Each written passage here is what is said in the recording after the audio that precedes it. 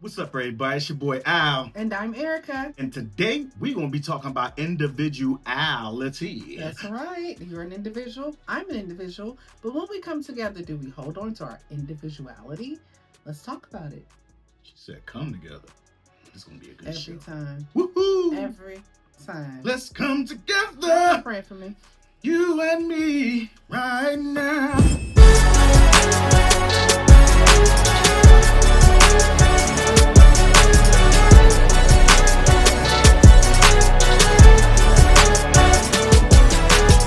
It's time to settle down. Everybody gather round. It's the Alan and Erica show. We gon' talk about it, so let's talk about It's it. the Alan and Erica show.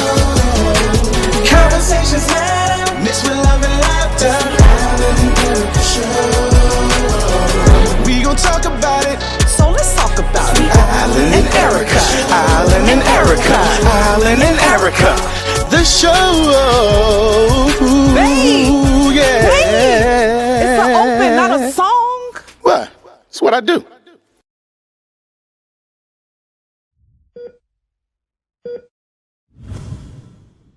All right, guys, we're back and we're going to get right into it. Individuality. Individuality. Alan, when we talk about individuality, what comes to mind? Well, when I hear individuality and when I speak about individuality, I break it down because I like to break things down to the very last compound. You see the root word in. Okay. Then you got divide. Okay. And then you have you-al, which is me, and then you have itty at the end. So when I see that, I see me, I'm in the division of Al with a little bit of itty left in it. Okay. Yeah, you have Interesting to take. divide it. You have to divide it. Individuality. Divided. Okay. All right. Well, one would argue that the root of individuality is the word individual. Individual. So we're going to go with that take on it, not to take away from your take. Awesome point. Okay. Makes sense. But because we're not all Al, right? We just want to make sure that it fits for everybody. So individuality, today we're going to be talking about holding on your own identity. Yeah. Especially in a relationship and even in friendships, right? What does it mean to hold on to ourselves? Babe, do you know of anybody who has lost themselves in relationships or friendships? I probably do, but I can't speak on it because they're watching. Okay. Well, no, I didn't mean names. I just meant like general information. Okay. Yeah. Well, listen. I've seen a lot of people really lose themselves Okay. in the moment. You know, you own it. You know, you just never let it go. You know, and it's crazy because you only get one shot. You know, you not miss your chance to blow because Are you doing song lyrics? opportunity only comes once in a lifetime. Those are song lyrics. Whose lyrics are those? Eminem. Yep. So this is my life for those that are watching. I often think that I'm in a deep conversation with my husband, and he never loses his individuality because one thing he's going to do is quote some song lyrics. Or movie titles, either way. Whether he speaks it or sings it. Yep, So this is my life. And you're welcome, okay, for coming in. All right, so the importance of holding on to yourself. People get lost in relationships and in friendships. I have seen it. I've seen people pick up mannerisms from other people so much that they lose themselves. Yeah. Have you ever been around people and you go, no, wait a minute, are you anymore? Because you act and sound a lot like Samantha. Yeah. I know you hang with Samantha, but I should be able to know the difference between you and Samantha. Right. It is human nature, right, to pick up behaviors from other humans, so we are going to do that. But the point is not to do it so much that you lose yourself. So if you can do it in a friendship, you most certainly can do it in a relationship. And so we want to talk about how important it is to hold on to your own individuality. So how are some of the ways that you, Alan, hold on to being Alan within the Alan and Erica? Well, one thing I do is like it's crazy because what I'm about to say it pertains to me, but it also I'm gonna use her as an example. Whenever I hear her, like she never said John, but if she ever like had Philly slang, I always tell her, hey, whoa, call home, talk to your cousins, call Pook, Call anybody, Tracy. Call anybody up there in Chicago because I need that Chicago accent. You know, because she been in Philly for almost over 11 years. Yeah, 11 years. Yep. And she picked up a lot of slang, and she kind of lost her individuality of her Chicago accent. Yeah, that accent. Yeah. But I love it. I love her Chicago accent. I love the Chicago accent. That's true. Yeah, but she kind of lost the individuality of her accent. That's true. You know, hanging around Philly and picking up, certain means, and you know what I'm saying. I don't know if I went that far. But she ain't get that far. But yeah. The curvature of some of my words, I will definitely admit the curvature of some of my words. Because Philly, if you ever know anybody from Philly, shout out to Philly, right? They ball their words up. Yeah. Especially if they angry. It's like, and they talk with like a punch behind their words. So that's what she's saying. Ball the words up. That's okay. That's how they talk. That's what we do. And so me, I have Alan in my ear, and then my best friend is from Philadelphia, so she's in my ear every day. What up, Denise? And then I have a close friend at work. She's from Philadelphia. So Assalamu alaikum. I see, he shouting out all my peoples.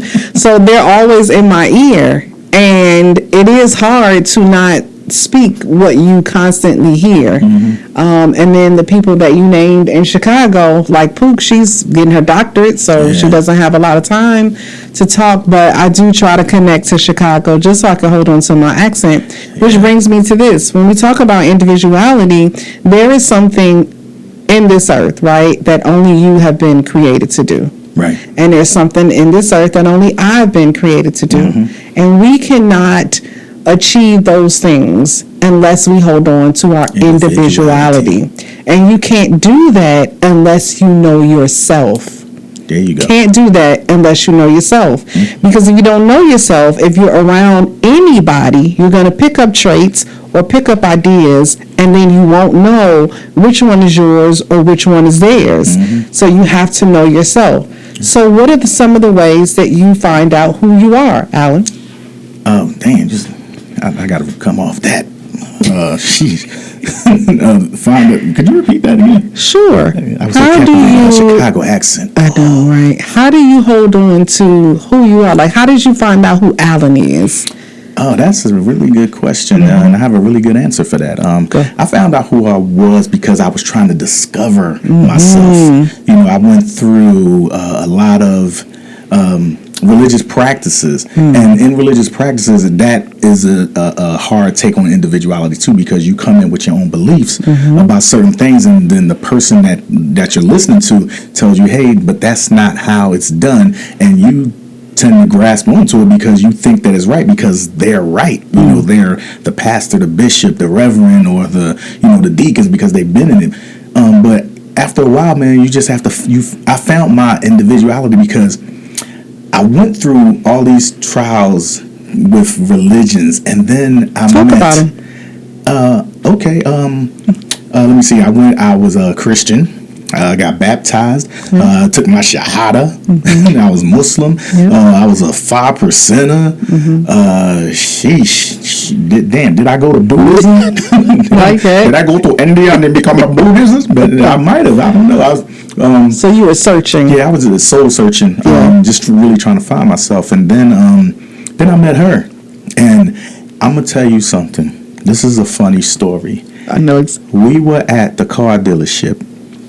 And I never heard nobody talk to God the way she did. And I said, wait a minute, so you trying to tell us we could talk to him like that? She said, yeah, that's my friend. I said, oh, because everybody told me to be scared of God. I'm like, nah, that's my dude.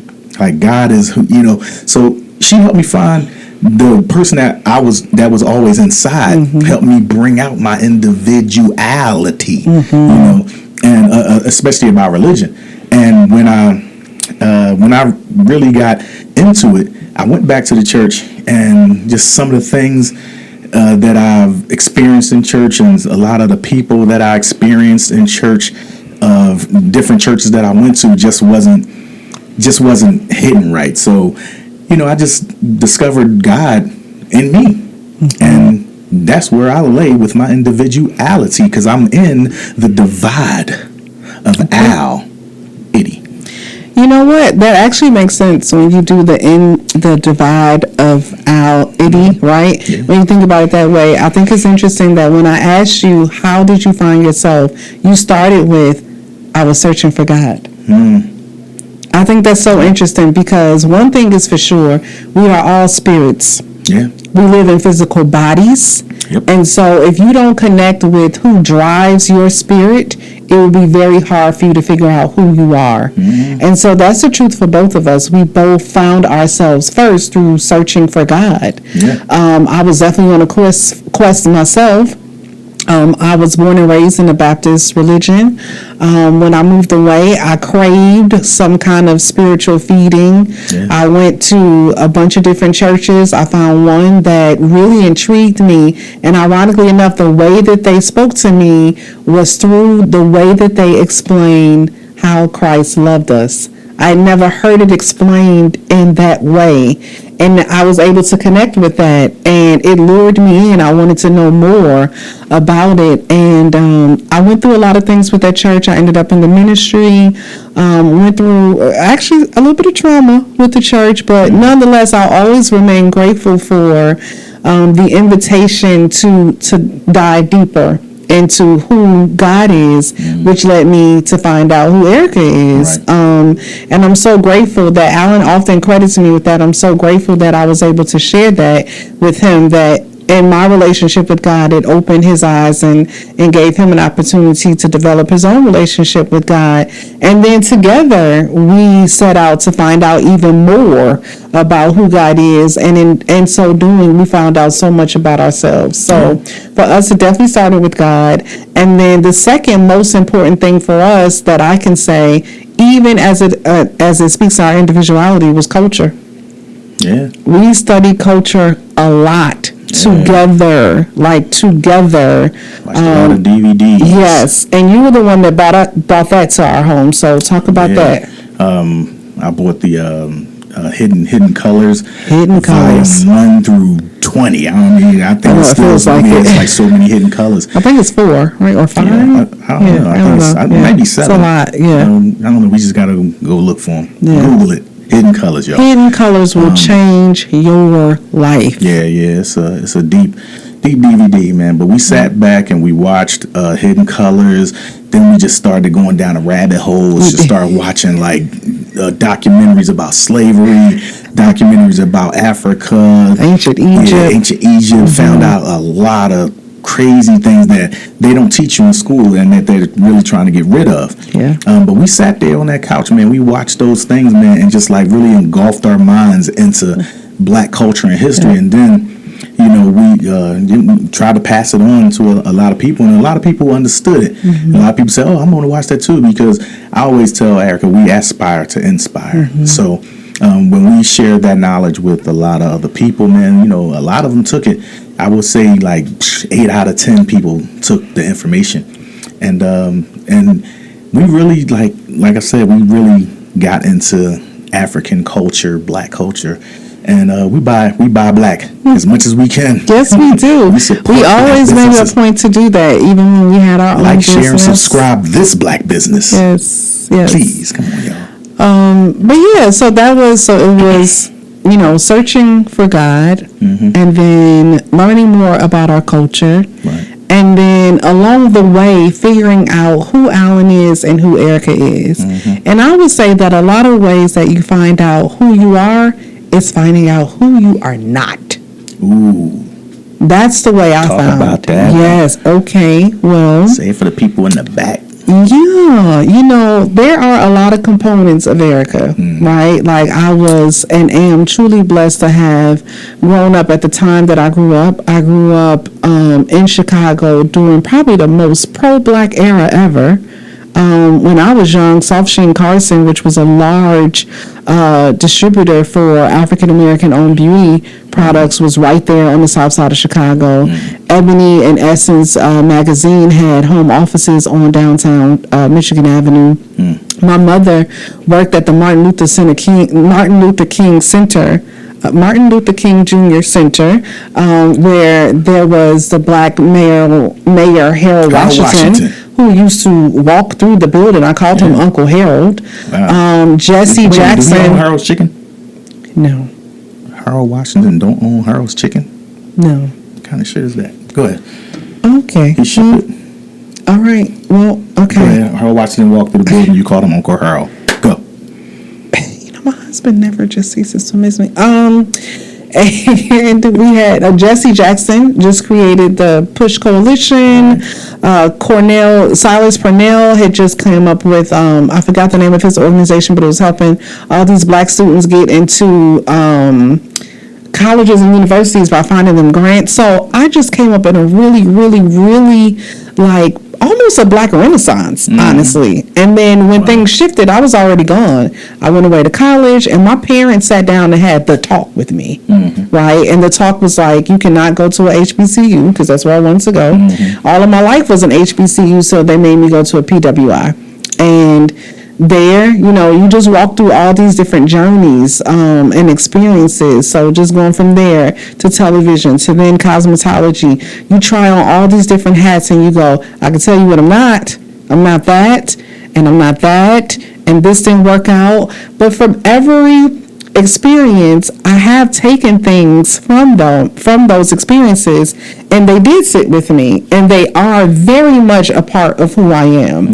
Like, I can say, well, I'm not in the ministry anymore, but I'm very much still in the ministry. I'm just not in a church, but I'm very much in the industry. In my line of work, it's ministry. Whenever I do hair, it's ministry. Alan is in ministry. It is so breathtaking to see how many men, will call on you and are vulnerable enough to share aspects of their life and be open to feedback. They're not going to ministers. No. Like in the church, they're going to people that they trust, and so I'm grateful for that. Yep. So those are the components that I collected along the way to find me. And you? What things did you try on that you said, nope, that's not me? Oh, well, we already talked about religious practices. Yeah, you started. Just growing up in the 90s and just being a part of that drug, era. Yeah. And that right there was just another part of me that just wasn't me, and I had to find my individuality with that. Because a lot of my friends was selling drugs, and I ain't gonna lie, I did it, but I just did it to get by for the moment. Cause allegedly. Once I just for legal purposes, allegedly. Once I got by, I never heard Jay-Z say allegedly. Jay-Z is a billionaire and can afford the legal ramifications. So allegedly. Allegedly, I was I did it, but then I stopped because I found a job. Right. While everybody else was still doing it because they made a living out of it. I just did it because I needed some money at the time. Right. And then when I found a job, I said, "Hey, here you go. I don't want this no more. I don't need your pack. I ain't want to be Pac-Man no more." But then when I lost the job, quit it, or got fired, I went back on the block for a minute.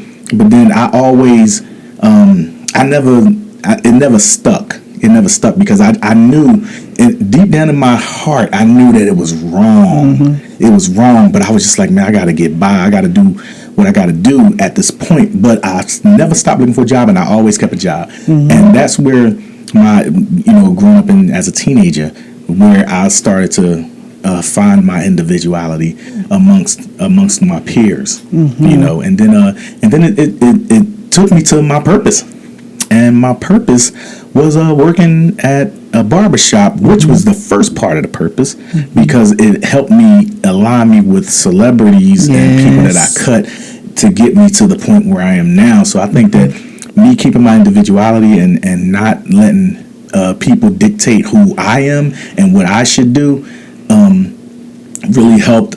It really helped a lot for me to get to this point.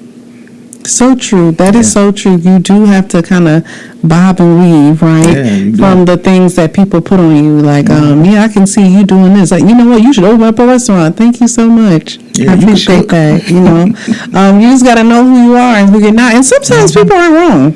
Yeah. Myself included. I've had people speak. I've had this one particular thing spoken over me, and I won't say because I'm in the middle of making it happen. But I've had this one thing spoken over me probably since 13. Yep, 2013. And I was like, no, thank you. No, not interested. And somebody just said it to me again less than a month ago, and I was like, yeah, no. Wow. And then as you would have it, fell in my lap, and now I'm like, oh, I didn't know they meant it this way. You know, like, so some things, it's interesting how it will play out. Like, if it's for you, it's going to be for you. Right. And Al and I always say blessings come organically. You can't forge anything. It has to come organically. It has to. And the one way you find that out is knowing your purpose. Well, how do I find my purpose? For me, the easiest way to find your purpose is to ask yourself this. What do you love to do if no one ever paid you to do it?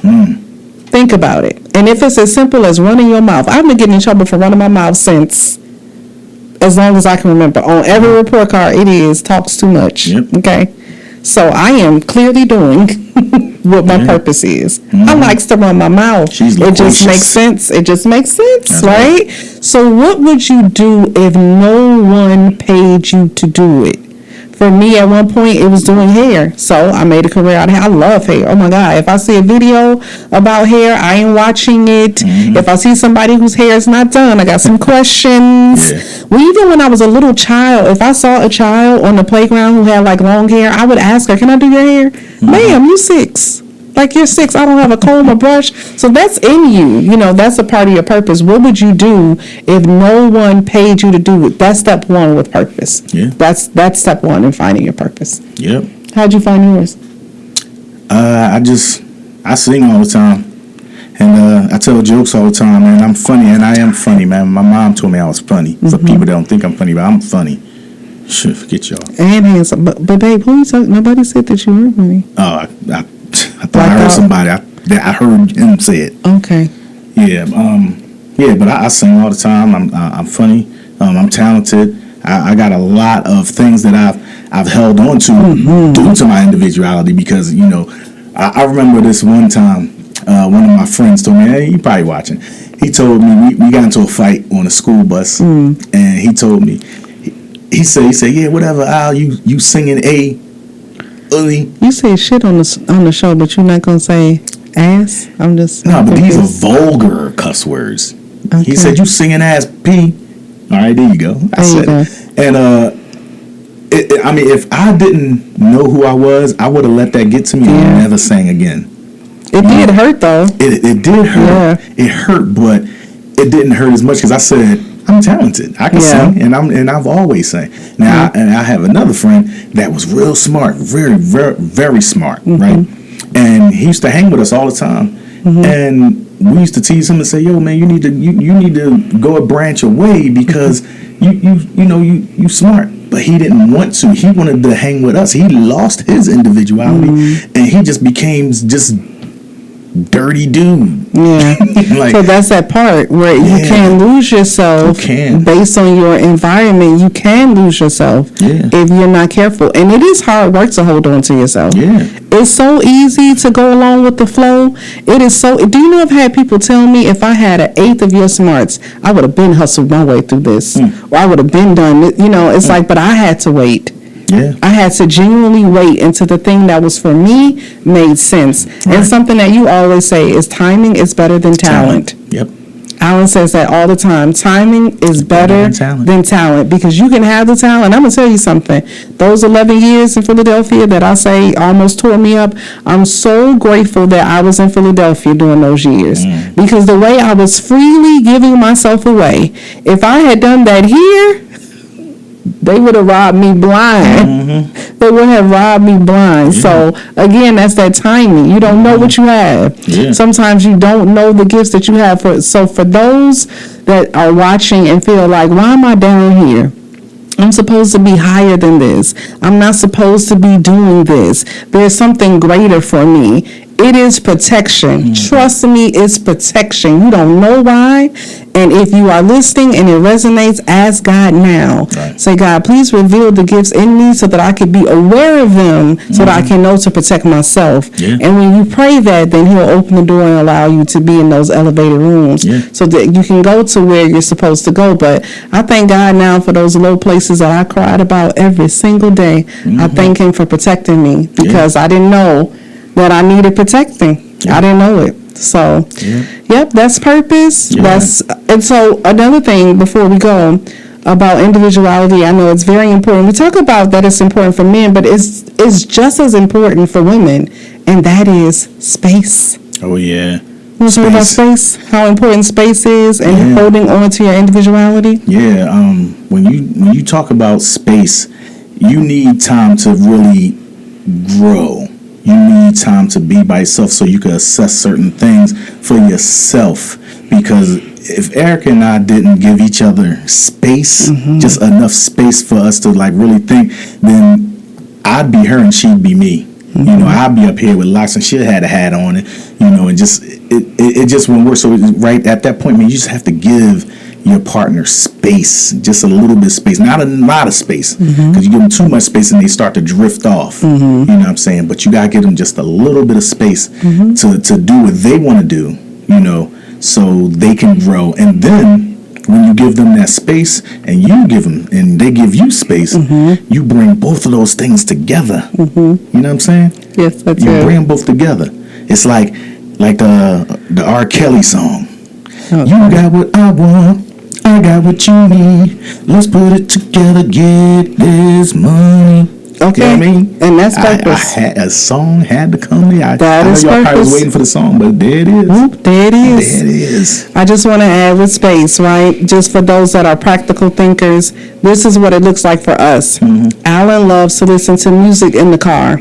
Yep. So I'm going to get out all my goodbyes and questions before he leaves, okay? Now, if it happens where our schedules clash and I don't see him, when I call him, I say to him, is this a good time or are you vibing to your music? Because I will not be offended if he says, babe, I'm kind of rocking out to my music. Right. Why? That's his space. My space. And what I found is that God speaks to him in his space. Like sometimes you just got to give them space so that they can hear. Same thing with me.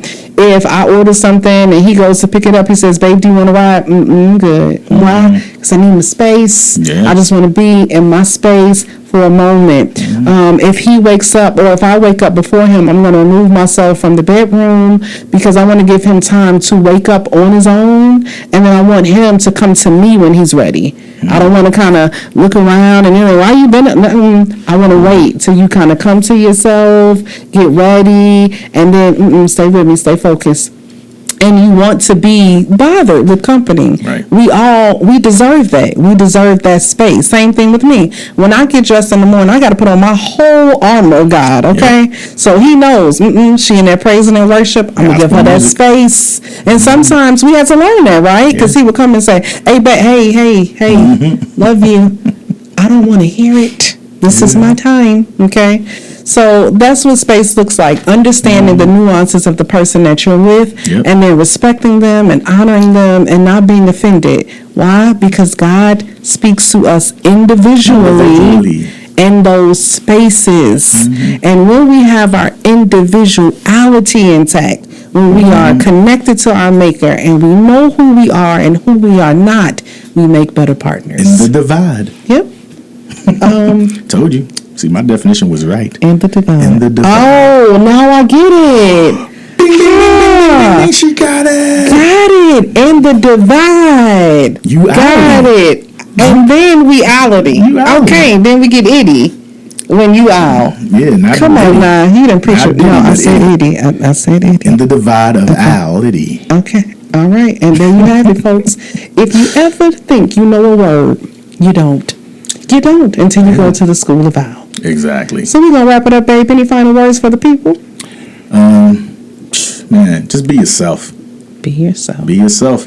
You know, people like you better when you be yourself. You try to act like somebody else or try to do what they do, and that's, you know, you falling out of the space of individuality. Yes. You are. So that's our prayer for you today. We pray that you find purpose, and we pray that you find power and standing in your power of being simply yourself. Until next time, this is Ellen. Peace. And I'm Erica. This is Erica. We Bye-bye. out.